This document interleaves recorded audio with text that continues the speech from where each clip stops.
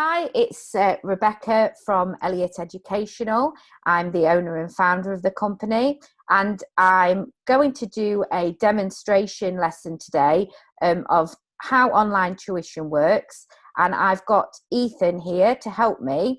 Ethan is actually my own son, and he has been having online science tuition from another tutor for just over a year now. So he's experienced at using online tutoring. Today we're using Zoom. Ethan's also used Zoom for his online drama classes as well. So he's had lots of experience at using this technology, and he knows and understands the advantages of that. So Ethan, can you just tell us why you think online tuition is a good way to do your learning? Well, I think online tuition, to be honest, is perhaps even the future of tuition in that it's something that you can do one-on-one, but at the same time, you're in the comfort of your home and the tutor is in the comfort of their home. So they both have the ability to relax, settle in, but at the same time be able to teach a lesson. You can send homework off to them via email, meaning that things happen a lot quicker and you don't have to spend an entire lesson marking homework. And also, if there's anything she needs to share with you, she can show you videos and she can share a screen to you, or use a Google Doc to help answer a question where she can see it immediately. I know for a fact I use Google Hangouts actually with my tutor, and I know a lot of these software are very useful. Zoom, you can record things. Maybe if you want to play something back, or you're stuck and or stuck on something and you want to remember what to do, you might want to record it temporarily so you can look back on that and see the answer. And it's generally good because also if you need extra lessons, it's easier because the tutor isn't forced to pull up to your house, or you have to go to their house last minute, and then you can help you if you need some last minute rescheduling. Okay, brilliant. Thank you, Ethan. So we're going to do some English today. Ethan's very good at English, and he likes English a lot. And we're going to look It's be at fine.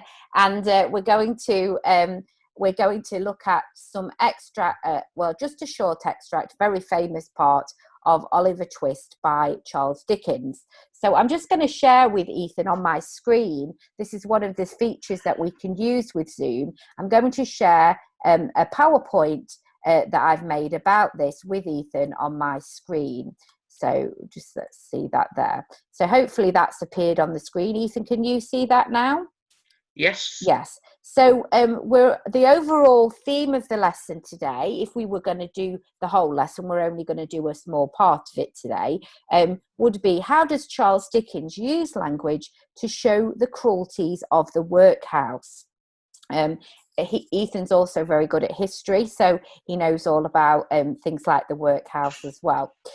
So what we've got here is a small extract from probably the most famous part of Charles Dickens' novel, Oliver Twist. In fact, it's possibly part of the most famous section of any Charles Dickens novel ever, and it's the famous section where Oliver Twist asks for more food. But this is the text that actually comes before that, and we're thinking about the impression that Charles Dickens gives us of the dining room here, and how, as a writer, he creates this impression. So first of all, Ethan, just thinking about that overall question, what impression do we get of the dining room from this section? Well, I would say the first four lines are the key part of knowing what the place looks like. It describes it as a large stone hall. When I think of large stone hall, I actually think of a prison. I've been to a workhouse myself, and yes, it does seem very stony, also very cold. And I think the fact that it's stone kind of reflects that, because stone can get quite cold when you touch it on a winter's day or something.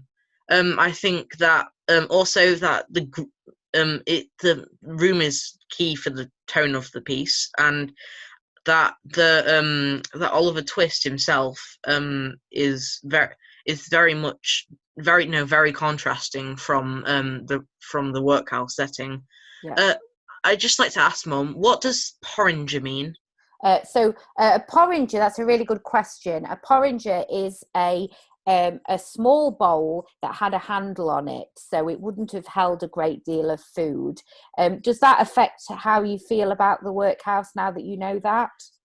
Yes, it shows how selfish they were and how little they actually gave these people who were probably, they had to do a lot of manual labor, and they were probably having to work very hard just to, and they were getting small amounts of food. And this is probably not good for the people who run the workhouse, in that if they run the workhouse and people are on little amounts of food, they're not going to work as well. And it's also shows how cheap and cruel they are to the people that they're actually supposed to be giving shelter out of the goodness of their hearts from too. That's great. So, Ethan, what I'm going to do now is just going to we're going to demonstrate another feature that we can use on Zoom, which is the fact that we can both annotate the text as well. So I'm actually going to give you control of my screen for a moment now. Don't abuse that control. So I'm going to give Ethan my mouse. So Ethan, you mentioned some key phrases in particular. Would you be able to underline those phrases for me? Do you think you could do that? Yes. So you can use that. That's great. I believe this is the highlighter pen color. Would you like me to do black? Would that be a good idea? No, a contrasting color would be good. Maybe red would be great. Red. That'd Okay, be fine. red. Okay, Thank then. you. Okay, so I would say So you maybe mentioned the large stone hall, didn't you? So maybe you could underline that. yes. Good. And is there anything else that also gives you the impression that it's very gruel? Yes. Porringer. Later on in the text, they mention that 2 ounces and a quarter of bread besides, which 2 ounces is a very small measurement if you understand what ounces are like. Which, of course, if you knew what a porringer was, you would also realise just how small they're probably having to give in terms of portions. Yes. And that's and we learned that with that bit that they only get that on occasions of great public rejoicing, don't they? So it's only on very special occasions. Would you like me to underline that? Yes, that would be great. Thank you. Okay, thank you. So that's great. So we've got there the underlining of that. And so how would you describe the overall tone of this piece then? I would say it's at the start very sarcastic, very lethargic, and very seemingly opposed to the workhouse, which says a lot about Charles Dickens and his opinions on the workhouse. I personally would agree with him in that they are kind of cruel and unnecessarily harsh. Also, that the word festive, I believe, really shows just how excited these boys are for the small amount of food that they're getting, and this is a delicacy for them. They don't get this much in a lifetime. They hardly ever get this much. Maybe only on like perhaps Christmas and Easter and celebrations, other celebrations, and they've obviously just not got much food. I think it also shows a lot that they're all rejoicing, and I think there's a kind of shift in tone after they get the food. It's almost an ironic amount of rejoicing. You wouldn't really think for 2 ounces and a quarter, 2 ounces of gruel and a quarter of bread, that's the best meal you've ever had if you in the modern day. But it's obviously showing in the workhouse that they had very little food.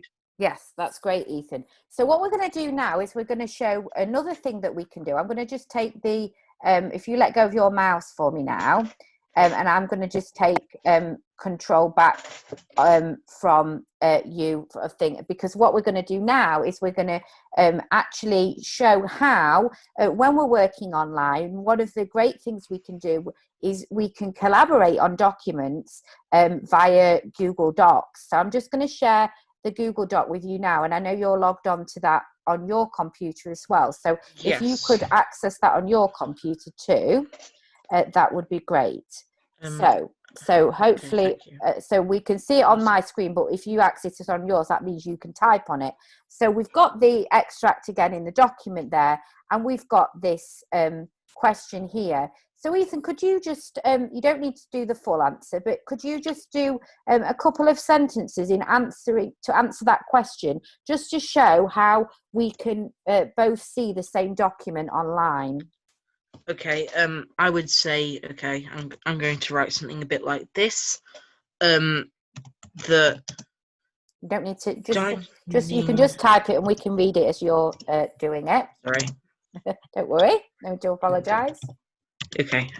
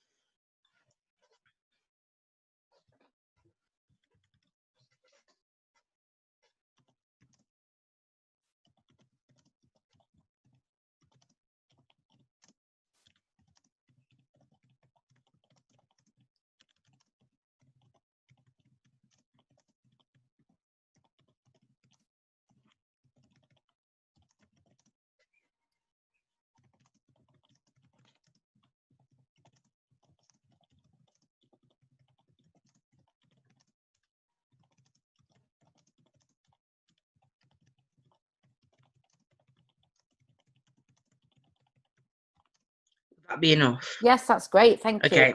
So that's a really great answer there, and that demonstrates, first of all, a really good example of how to approach a question like this. So thank you, but also that shows very well.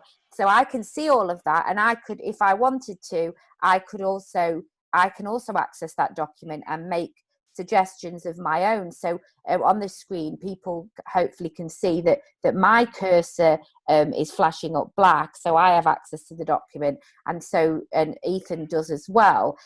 So if I in fact, if I actually click on that now and could say maybe here where Ethan's used and, he's talking about a different subject. So if I wanted to edit his answer, although his answer is very good, but just for the purposes of showing how this is done, I'm just going to show, I could say there, let's change that now. I'm going to put my text in green just to show my edits, and we can say something like, in addition to this, the portion, because we're talking about a slightly different subject. So Ethan's answer was actually very good, and it didn't really need changing, but this just demonstrates how easy it is for us to be able to amend and to collaborate on these documents when we're tutoring online. Okay, so I'm going to stop that now for today. Thank you very much, Ethan. That was excellent. You're welcome. And I really appreciate that. Okay, bye. Okay, bye.